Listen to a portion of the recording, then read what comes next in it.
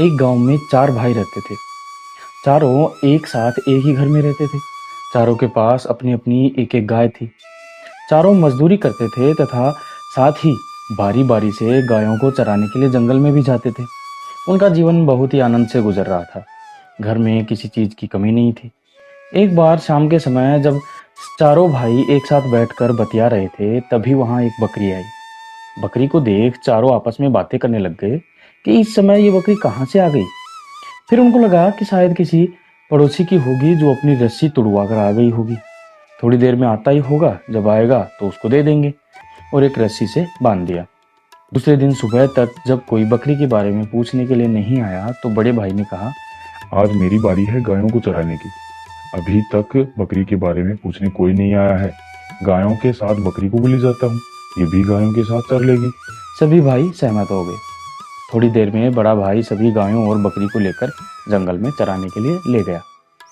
जंगल में जाकर बड़े भाई ने गायों और बकरी को चरने के लिए छोड़ दिया और खुद एक पेड़ के नीचे आराम करने के लिए बैठ गया। थोड़ी देर में बड़े भाई को नींद आ गई। बड़े भाई के सोने के थोड़ी देर बाद ही बकरी एक चुड़ैल के रूप में बदल गई और बड़े भाई और उसकी गाय को खा लिया। थोड़ी देर बाद जब गायों ने चरकर अपना पेट भर लिया तो चुड़ैल बड़े भाई के रूप में बदल गई और सभी गायों को लेकर घर की ओर चल दी। घर से कुछ दूर पहले ही चुड़ैल वापस बकरी के रूप में आ गई। शाम को जब बाकी के तीनों भाइयों ने देखा कि बड़ा भाई और उसकी गाय घर में नहीं है, तो उन्होंने उनको ढूंढना शुरू कर दिया। थोड़ी देर में थक कर अनुमान लगा लिया कि शायद भाई भी हमारे साथ में नहीं रहना चाहता था, इसलिए वह अपनी गाय को लेकर चला गया। अगली सुबह दूसरे नंबर का भाई तीनों गायों व बकरी को लेकर चराने के लिए जंगल में चला गया। चुड़ैल दूसरे नंबर के भाई और उसकी गाय को भी खा गई और बाकी की गायों को लेकर शाम को घर आ गई। शाम को जब दूसरे नंबर का भाई और उसकी गाय भी नहीं आए तो बाकी के दोनों भाइयों ने फिर वही सोच लिया कि शायद दूसरे नंबर का भाई भी हमारे साथ नहीं रहना चाहता होगा, इसलिए वो भी अपनी गाय को लेकर चला गया। लगातार दोनों भाइयों के ऐसे अचानक से गायब हो जाने पर सबसे छोटे भाई को थोड़ा शक हुआ कि कोई अनहोनी तो नहीं हो गई है। फिर अगले दिन सुबह तीसरे नंबर का भाई गायों को चराने के लिए तैयार हुआ तो सबसे छोटे भाई ने तीसरे नंबर के भाई को थोड़ा संभल कर रहने के लिए कहा, पर उसने सबसे छोटे भाई की बात पर ज़्यादा ध्यान नहीं दिया और जंगल में जाकर उसी पेड़ के नीचे सो गया और फिर चुड़ैल ने उसको और उसकी गाय को भी खा लिया। शाम को सबसे छोटे भाई की गाय को लेकर चुड़ैल घर आ गई। घर आने पर सबसे छोटे भाई ने देखा कि तीसरे नंबर का भाई भी नहीं है, तो उसका शक यकीन में बदल गया कि तीनों भाइयों के साथ कोई ना कोई अनहोनी हुई है। सबसे छोटा भाई बहुत समझदार और चालाक था। थोड़ी देर सोचने और विचारने के बाद उसको ध्यान आया कि जब से बकरी उनके घर में आई थी उसके बाद से ही उसके भाई और उनकी गाय गायब होना शुरू हो गए थे। तो वह चुपके से गाय और बकरी के बाड़े में गया और देखा कि बकरी के गले में एक धागा बंधा हुआ था। सबसे छोटे भाई ने चुपके से उस धागे को काट लिया और अपने पास रख लिया। अगले दिन सुबह सबसे छोटा भाई अपनी गाय और बकरी को चराने के लिए जंगल की ओर निकल गया। पूरे रास्ते में वह यही सोच रहा था कि वह बकरी ही उसके भाइयों और गायों की कातिल है या कोई और है। यही सोचते सोचते वह जंगल में पहुंच गया और उसी पेड़ के नीचे बैठकर आराम करने लग गया। तभी उसने पेड़ के पीछे की ओर देखा तो उसे वहां बहुत सारा खून बिखरा हुआ दिखा। वह बहुत ज़्यादा डर गया और वहां से भाग गया। भागते भागते उसे एक साधु महात्मा मिले। उन्होंने उसे रोक लिया और अपने लिए पास के एक कुएं से थोड़ा पानी लेने के लिए कहा।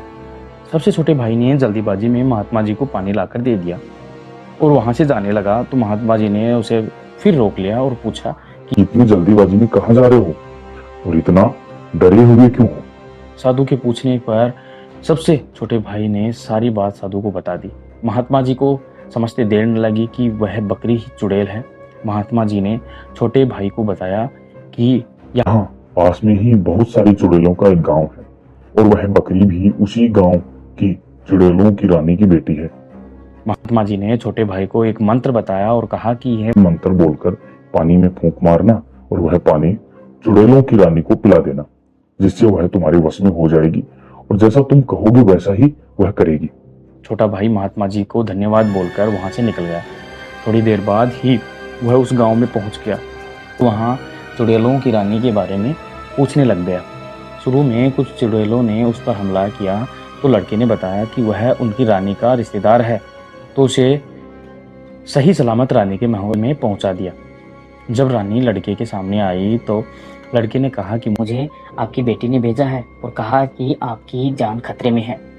आपकी जान बचाने के लिए आपकी बेटी ने मुझे एक खास तरह का जल दिया है, जिसे पीने से आपके ऊपर से खतरा टल जाएगा। ये बात सुनकर रानी चुड़ैल पहले तो बहुत जोर से हंसी और फिर बोली, मुझे किसी से कोई खतरा कैसे हो सकता है, और मैं तुम्हारी बात पर विश्वास कैसे करूं कि तुम सच बोल रहे हो। तो लड़के ने वह धागा दिखाया जिससे उसने बकरी के गले से काटा था। वह धागा देखकर रानी को विश्वास हो गया कि लड़का सच बोल रहा था। फिर रानी ने पूछा कि वह जल कहाँ है। तो लड़के ने एक बर्तन में थोड़ा पानी लेकर वह मंत्र उसमें फूंक दिया और रानी को दे दिया। रानी ने वह पानी पी लिया। रानी लड़के के वश में थी, जैसा वह लड़का कहता वैसा ही वह रानी करती। फिर लड़के ने रानी को पूछा कि तुम लोगों को कैसे मारा जा सकता है।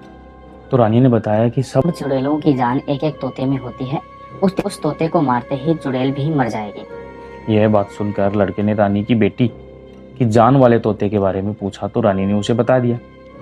अब लड़के ने उस तोते को पकड़ लिया जिसमें रानी की बेटी की जान थी।